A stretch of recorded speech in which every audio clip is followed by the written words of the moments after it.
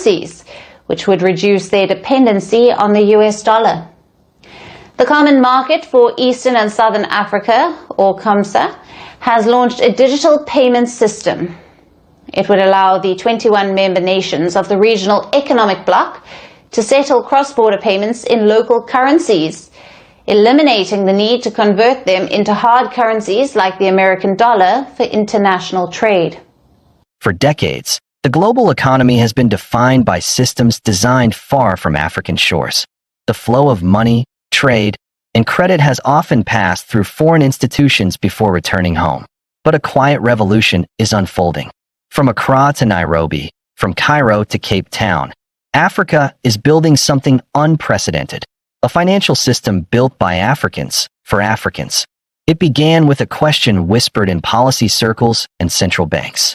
Why should a farmer in Ghana and a trader in Nigeria need dollars to do business? Why should cross-border trade within Africa depend on the currencies and banking channels of continents thousands of miles away? Those questions sparked an idea that Africa could create its own pathways for trade and settlement, its own digital bridges for money to move freely across borders without detours through Europe or America. And that idea has now become a movement. At the heart of this transformation stands the African Continental Free Trade Area, the largest trade bloc by membership in the world. Its vision is not just to remove tariffs, but to knit together more than 1.4 billion people into a single economic community. To make that dream work, Africa needs a shared financial infrastructure, fast, modern, and trusted. That is where the Pan-African Payment and Settlement System, or PAPSS, enters the story. Developed under the African Export-Import Bank, PAPSS allows companies in one African country to pay for goods or services in their own currency, while the seller receives payment in theirs. No dollars, no euros, just direct, instant settlement across borders. For the first time, African trade can move at the speed of African ambition. Behind the code and servers of PAPSS lies a deeper symbolism, the return of financial sovereignty. It signals that Africa no longer has to wait for foreign clearing systems to approve its transactions. It proves that digital innovation can break chains as powerfully as politics once did. Governments are adapting. Central banks are exploring regional payment links, digital currencies, and mobile-based financial inclusion programs.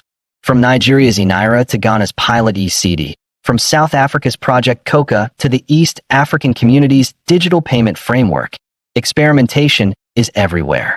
These are not isolated efforts. They are stepping stones toward a networked future where every African citizen can participate in the continental economy directly. The private sector is surging forward as well. Fintech startups in Lagos, Nairobi, Cairo, and Kigali are building tools that reach millions. Mobile wallets, blockchain settlements, cross-border remittances that bypass old barriers. Every new app, every new platform, adds another brick to the foundation of an African financial ecosystem. Banks are beginning to reimagine their role.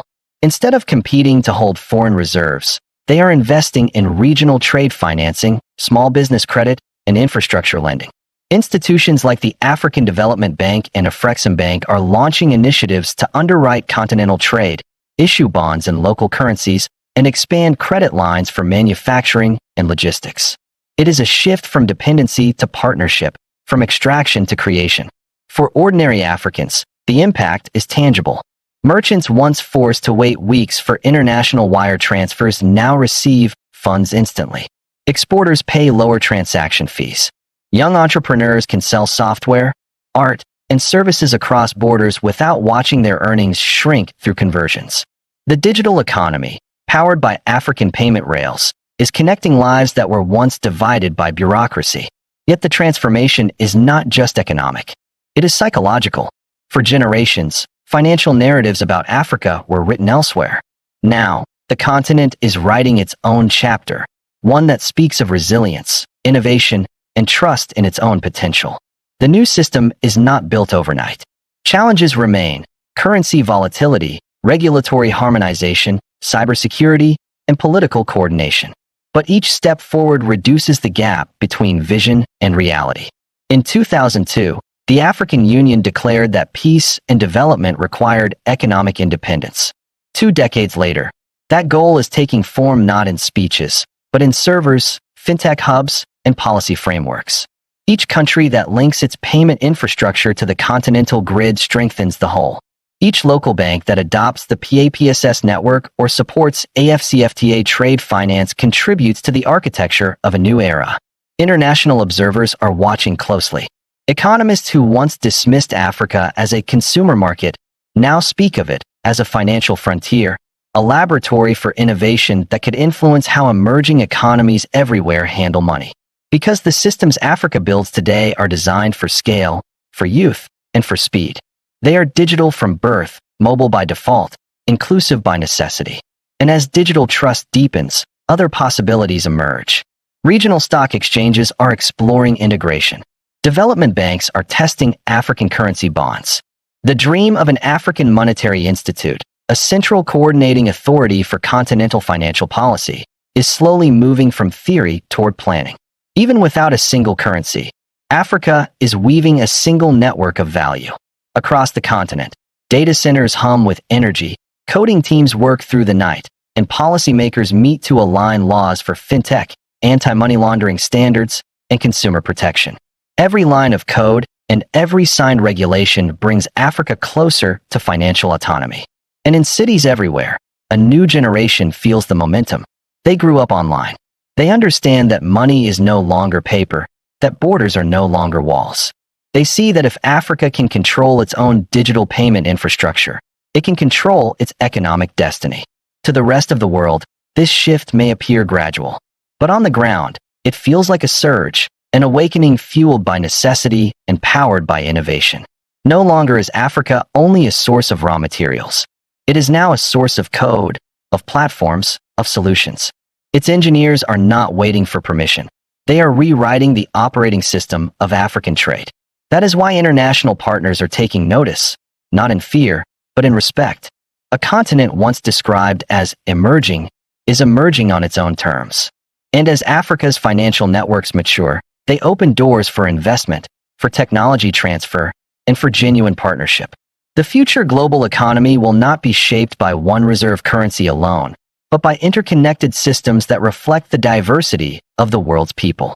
Africa's rise within that system is not a threat. It is an adjustment long overdue. When 1.4 billion people can trade, pay, and invest across 55 countries with speed and trust, the world grows stronger. The sound of that change is not the crash of old systems, but the steady rhythm of progress. Keyboards tapping in innovation hubs, generators humming in data centers, cargo ships loading at ports financed by African credit. It is the sound of a continent taking control of its own narrative. And so, as the sun sets over the savannah and rises again over the skylines of Lagos, Johannesburg, and Nairobi, a new story unfolds. Africa is not waiting to be included in the global economy. It is designing the next chapter of it. This is the dawn of Africa's financial independence, built on technology, cooperation, and confidence. Not isolation, but integration on African terms. Not rebellion, but renewal. And though the work is only beginning, the direction is clear. The world is watching. Africa is building. And history will remember this moment, when an entire continent decided to trust in its own systems, its own people, and its own future.